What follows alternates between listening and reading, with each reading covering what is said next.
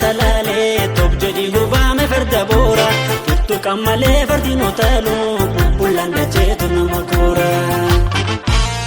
Yaabbadhu daamaa farda salaalee top jedhi gurbame farda boora tuttuqan malee fardi nootaalu bullaan dacheetu nama koora.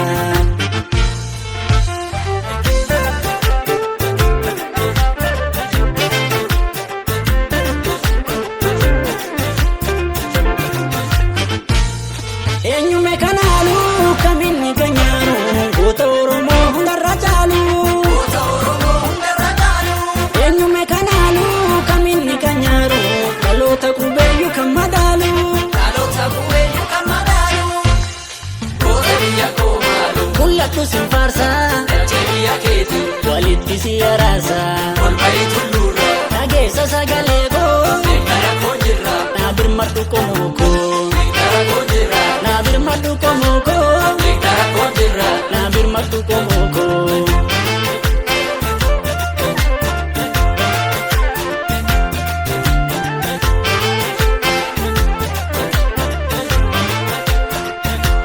Lallabina yami nabbami sagaleke akkiin wirbuun gannu galmaan keenya kaayooke yoo toleen tola kachi biyya kee gaachana bitaan eebommoo mirgaan qabsoo qabsiisiitu gaadhu yeroo qarreetti maddu yerootti maddu qarree tabdadhu yerootti maddu qarree tabdadhu tole tole tole tole tole tole tole kooraan fardatti tole kooraan fardatti tole si agarraan akka maraachana go si agarraan akka maraachana go akka maraachana godhe.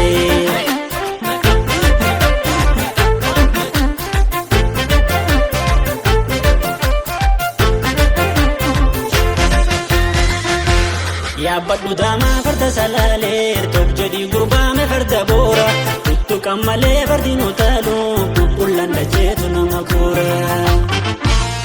Yaabbadhu daamaa farda salaalee top jedhi gurbame farda boora tuttuqan malee fardi nootaalu bullaan dacheetu nama koora.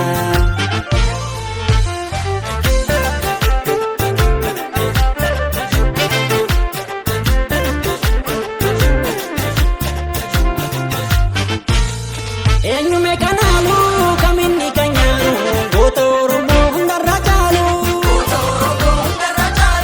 Eenyume kanaalu kaminni kanyaaru dhaloota qubeeyyu kan madaalu. Ambottis nama baasa sumaaf garaana raasa utaali maal sodaata maaliif qorri si nyaata. Maaliif qorri si nyaata? Maaliif qorri si nyaata?